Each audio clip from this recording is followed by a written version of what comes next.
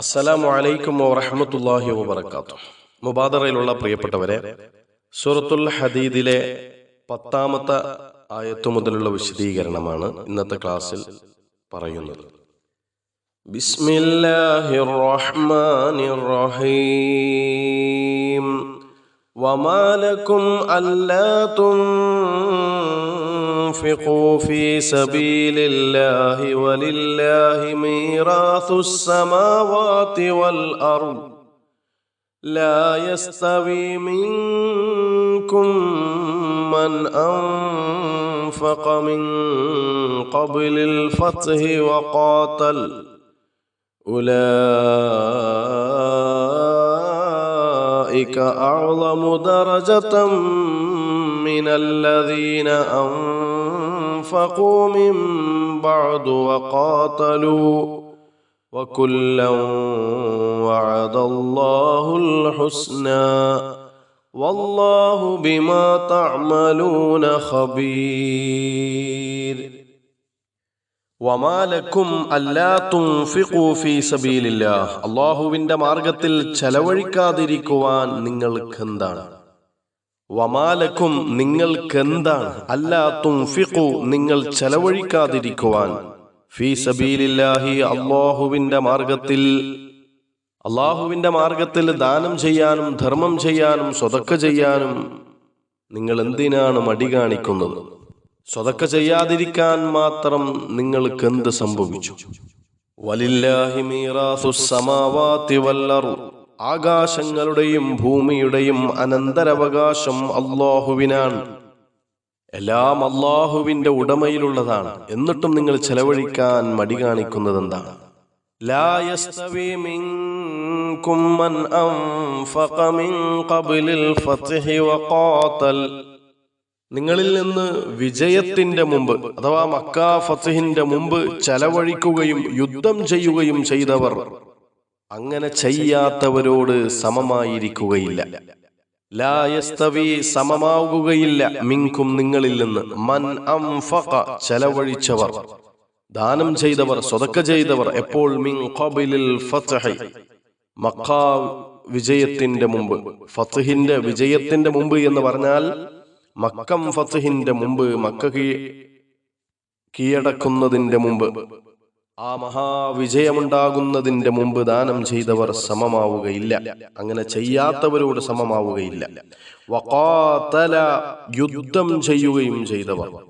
ഉലൈക അക്കൂട്ടർ ആര്? മക്കം ഫത്ഹിന്റെ മുമ്പ് ദാനം ചെയ്യുകയും ധർമ്മസമരത്തിൽ ഏർപ്പെടുകയും ചെയ്ത ആളുകൾ. അഅ്ളമു ദറജതൻ പദവിയാൽ ഏറ്റവും മഹത്വമുള്ളവരാണ്, അഥവാ വമ്പിച്ച പദവിയുള്ളവരാണ്. ആരേക്കാൾ പദവിയുള്ളവരാണ്? മിനല്ലദീന ഒരു കൂട്ടരേക്കാൾ അൻഫഖു അവർ ചെലവഴിച്ചു മിൻ ബഅദു ആ ഫത്ഹിന്റെ മുമ്പ് വിജയത്തിന്റെ ശേഷം, ആ മക്കാ വിജയത്തിന്റെ ശേഷം ചെലവഴിച്ചവരേക്കാൾ. വഖാതലു മക്കാ വിജയത്തിന് ശേഷം ധർമ്മസമരത്തിൽ ഏർപ്പെട്ടവരേക്കാൾ ഏറ്റവും മഹത്വ സമ്പൂർണമായ പദവിയുള്ളവരാണ്, ഏറ്റവും വമ്പിച്ച പ്രതിഫലം ലഭ്യമായവരാണ് മക്കാ വിജയത്തിന്റെ മുമ്പ് ദാനം ചെയ്തവരും പടപൊരുതിയവരും. വകുല്ലം വഅദല്ലാഹുൽ ഹുസ്ന. എന്നാൽ എല്ലാവർക്കും അല്ലാഹു ഏറ്റവും നല്ല പ്രതിഫലം തന്നെ വാഗ്ദാനം ചെയ്തിരിക്കുന്നു.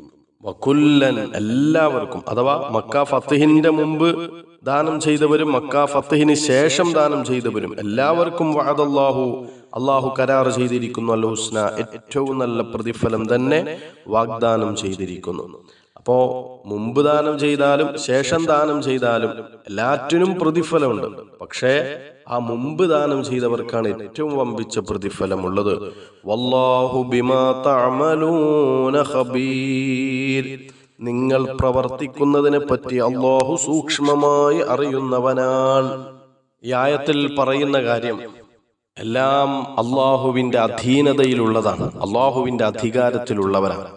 എല്ലാറ്റിന്റെയും യഥാർത്ഥ അവകാശി അല്ലാഹു മാത്രമാണ്.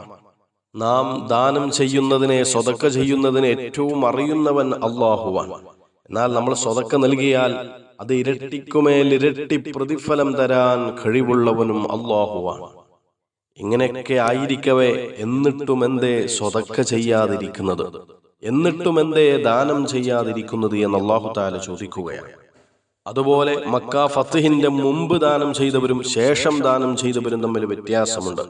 പ്രതിഫലത്തിന്റെ കാര്യത്തിൽ വ്യത്യാസമുണ്ട്. ഇവിടെ നമ്മൾ മനസ്സിലാക്കേണ്ട ഒരുപാട് കാര്യങ്ങളുണ്ട്. വളരെ ലളിതമായ ഉദാഹരണത്തിലൂടെ അത് പറഞ്ഞു തരാം.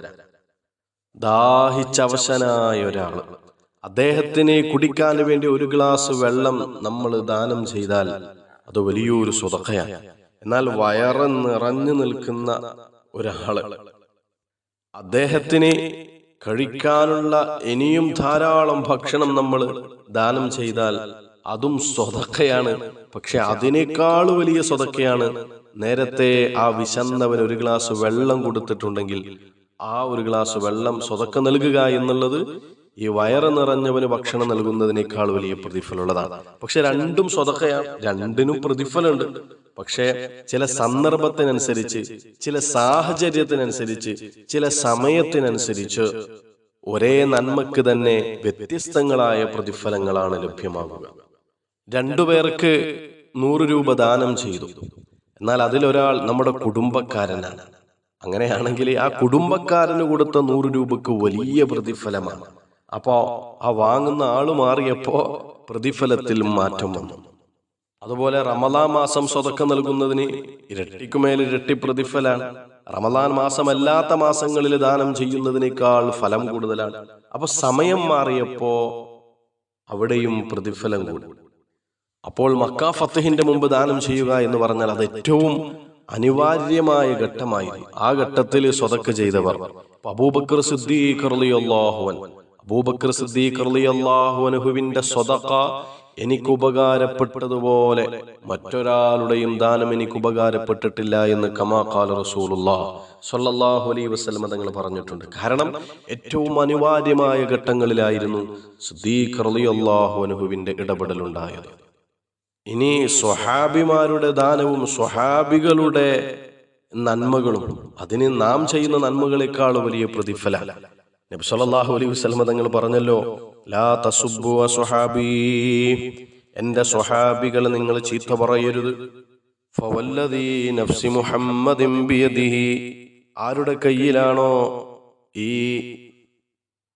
പുന്നാര നബി തങ്ങളുടെ ആത്മാവ് ആരുടെ കയ്യിലാണോ ആ റബ്ബിനെ തന്നെയാണ് സത്യം.